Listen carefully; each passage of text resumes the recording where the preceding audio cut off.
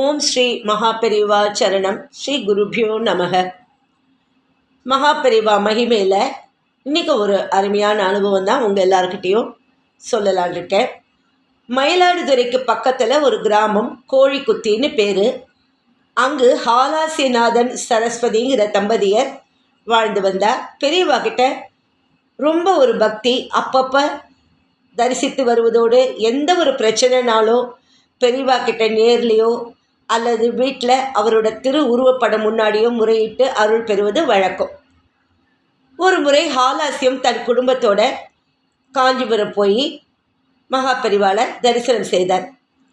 பெரிவாள் மூங்கில் தட்டி மறைப்பால் செய்த ஒரு குடிலில் இருந்து தரிசனம் வழங்கும்போது எதிரில் அறைக்கு வெளியே நின்ற ஹாலாசியத்தை உள்ளே வரும்படி அழைக்க அவர் மட்டும் உள்ளே போனார். பெரியவா கிட்ட பேசின்னு இருந்த ஹாலாசியத்தை திடீர்னு வந்த ஒரு பெரிய கருந்தேள் கொட்டிவிட்டு பெரியவாளை நோக்கி நகர்ந்தது. வலி தாங்காமல் அவதியுற்ற ஹாலாசியம் எங்கே பெரியவாளையும் கொட்டி விடுமேன்னு பதறி தேள் தேள் தேள்னு அலறார். பிரேமையின் வடிவான பெரியவாள் சலனமில்லாமல் ஹாலாசியத்தை பார்த்து, என்ன தேள் கொட்டிடுத்தா? தேள் கொட்டினால் எப்படி இருக்கும், என்ன பண்ணும் அப்படின்னு கேட்குறார். தேள் கொட்டினா ரொம்ப வலிக்கும், மயக்கமாக வருங்கிறார் ஹாலாசியம். இப்போ அப்படிலாம் இருக்கா, இல்லை எறும்பு கடிச்சாப்புல இருக்கான்னு பெரியவா கேட்குறார். என்ன அதிசயம்! ஹாலாசியத்தை வேதனைப்படுத்தி கொண்டிருந்த கடுப்பு மறைந்து எறும்பு கடித்தது போல வலி குறைஞ்சது. உடனே பெரியவா சிப்பந்தி ஒருவரை அழைத்து அந்த மூலையில் ஊறும் தேளை எடுத்து வெளியே போடுன்னு உத்தரவிட வந்த சிப்பந்தியும் சர்வசாதாரணமாக தேளின் கொடுக்கை சரியாக பிடித்து எடுத்து வெளியே போட்டார்.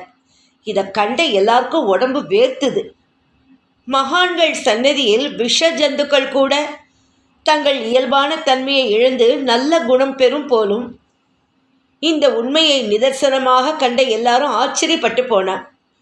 பெரியவா சாக்ஷாத் வைத்தீஸ்வரனேங்கிறதுக்கு இந்த சம்பவமே சாட்சி.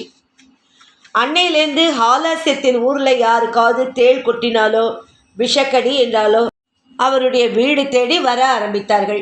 அவரும் உடனே கைகால்களை கழுவி நெத்தியில் திருநீர் பூசிண்டு நடமாடும் தெய்வம் திரு உருவப்படத்தின் முன்னாடி நின்று வந்தவருக்கும் திருநீற்றை பூசி பெரியவாளோட திருநாமத்தை 3 முறை உரக்க அழைத்து மனமாற வேண்டுவர். உடனே விஷம் இறங்கி வலி தெரியாமல் போவதுதான் பேரதிசயம். இதுதான் நாடி வந்தவரின் பிணிக்கு மருந்தாகும் பெரியவாளோட மகிமை. காலகாலனான அமிர்த கடேஸ்வரனும் அவரே ஆவார். அப்படி ஒரு நிகழ்ச்சி அதே குடும்பத்தில் நடந்தது. ஹாலாசியத்தின் மனைவி சரஸ்வதி எப்போ பெரியவாளை தரிசனம் பண்ணாலும் தான் தீர்க்க சுமங்கலியாய் போய்விட வேண்டும்னு வேண்டுவது வழக்கம். அப்படி ஒரு சமயம் வேண்ட கருணை கடல் வாய் திறந்து அப்படியே ஆகும்னு ஆசீர்வாதம் பண்ணினார். சந்தோஷப்பட்டார் சரஸ்வதி இதை கேட்டு. அதுக்கப்புறம் 8 வருஷம் கழித்து சரஸ்வதிக்கு பெரியம்மை கண்டு படுத்துட்டார். 15 நாளைக்கு மேல் அவதிப்பட்டவர் ஒரு நாள் காலை தன்னோட குழந்தைகளை அழைச்சி, உங்கள் யாருக்காவது பெரியவா சொப்பனத்தில் வந்தாரான்னு கேட்டார். இல்லைன்னா தாயாரோட மனசு வேதனைப்படுமேன்னு நினச்சாவா? ஆமாம் வந்தார், உனக்கு எல்லாம் சரியாகி விடும்னு அனுகிரகம் செய்தார்னு சொல்ல, உடனே சரஸ்வதி அம்மாள், பொய் சொல்லாதீங்கோ, எனக்கு சொப்பனத்தில் பெரியவா வந்து உன்னை இன்னும் 4 நாளில் அனுகிரகம் பண்ணி அழைத்து கொள்கிறேன்னு சொன்னா, அதனால் நான் இன்னும் 4 நாள் தான் இருப்பேன் அப்படின்னு சொல்லி தான் சொல்ல வேண்டியது தர வேண்டியதுன்னு அனைத்தையும் செய்து முடித்தார். பிறகு 8 வயது பெண்ணாக அம்பாள் சர்வாலங்காரமாக எதிரில் நிற்பதாக அரைகுறை மயக்க நிலையில் கூறியதோடு அம்பா அம்பா என்று ஜபிக்கவும் தொடங்கினார். சரஸ்வதி அம்மாள் தினமும் 7000 ராமநாபம் செய்வது வழக்கம். ஆனால் அவரால் கடந்த 15 நாட்களாக அதை செய்ய முடியாமல் போயிடுது. இப்படியே 4 நாட்கள் ஓடிவிட்டன. வெள்ளி இரவு கனவு கண்டதாக சொல்லி சனிக்கிழமை கார்த்தால முதல் ராமஜபம் ஆரம்பித்தவர் வேறு நினைவின்றி புதன் விடியற்காலை லலிதா சஹஸ்ரநாம வாக்கியமான நிர்நாசா மிருத்யுமதனி சர்வமங்களா சட்கதி பிரதான்னு வாய்விட்டு சொல்லிண்டே பெரியவா சரணத்தை அடைந்தார்.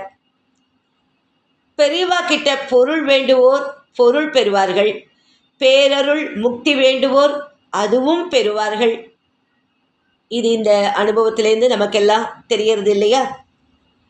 ஹர ஹர சங்கர ஜெய ஜெய சங்கர, ஹர ஹர சங்கர ஜெய ஜெய சங்கர. ஓம் ஸ்ரீ மகாபெரிவா சரணம். நமஸ்காரம்.